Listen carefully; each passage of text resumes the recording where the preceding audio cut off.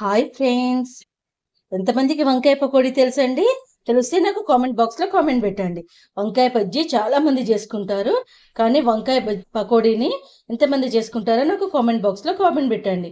నేను చెప్పే పద్ధతిలో సింపుల్గా వంకాయ పకోడీ చేసుకుంటే అది చారన్నంలోకి కానీ, సాంబార్ అన్నంలోకి కానీ, లేదంటే ఉట్టిగా స్నాక్ ఐటెంలాగా కానీ తినడానికి చాలా బాగుంటుంది. దానికోసం నేను ఇటువంటి పొడుగు వంకాయలు, లోకల్ వంకాయలు తీసుకున్నానండి. దానికోసం ముళ్ళ వంకాయ అయినా, నల్ల వంకాయ అయినా పర్లేదు. ఇవే కావాలని ఏం లేదు, ఏ వంకాయ అయినా తీసుకోవచ్చు. చాలా టేస్టీగా ఉంటుంది ఇది. సో మొదటగా నా వీడియోని ఎవరైతే ఫస్ట్ టైం చూస్తున్నారో నా వీడియోకి ఒక లైక్, షేర్ అండ్ సబ్స్క్రైబ్ చేసి చూడండి. దానికోసం వంకాయను ఎంత సన్నగా వీలైతే అంత సన్నగా కట్ చేసుకోవాలండి. ఇప్పుడు నేను ఎలా కట్ చేసుకోవాలో చూపిస్తాను. చూడండి, వంకాయది ఇది మొత్తం ఇట్లా కట్ చేసేసి ఎంత వీలైతే అంత సన్నగా కట్ చేసుకోవాలండి. ఆనియన్ పకోడీకి ఎలా కట్ చేసుకుంటాం సన్నగా, అలా కట్ చేసుకోవాలి. చూడండి, ఇలా సన్నగా కట్ చేసుకోవాలి. ఇలా అన్నీ సన్నగా కట్ చేసుకొని ఉప్పు, పసుపు కలిపిన నీళ్ళలో వేసుకోవాలండి. అప్పుడు కానీ అవి నల్లగా కాకుండా ఉంటాయి. సో ఇలా నేను మొత్తం ముక్కలు కట్ చేసి పెడతాను.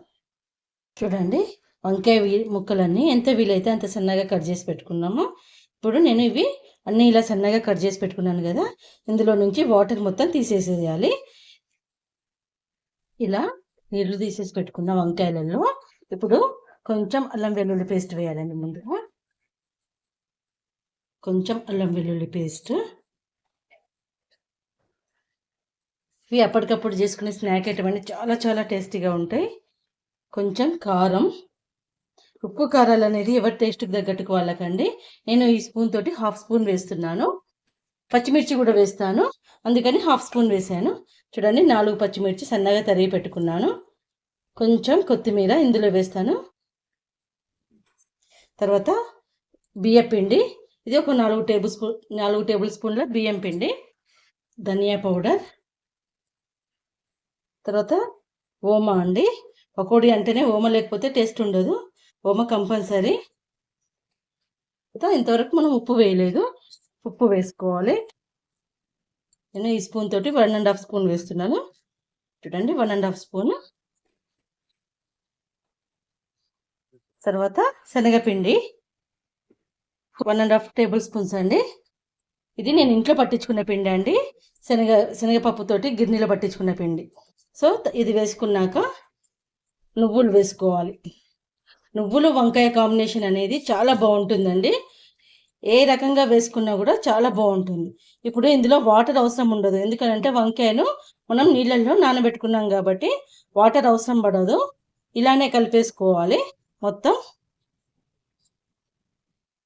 చూడండి, మొత్తం ఇలా కలిపి పెట్టుకోవాలి. నేను ఇందులో కొంచెం పసుపు యాడ్ చేశానండి, కలర్ఫుల్గా ఉంటుందని. తర్వాత ఒక 4 చెంచాల వాటర్ అవసరం పడ్డాయండి నాకు. కొంచెం అవసరం పడితేనే వాటర్ వేసుకోవాలి, అది కూడా చాలా తక్కువ వేసుకోవాలి చూసుకొని.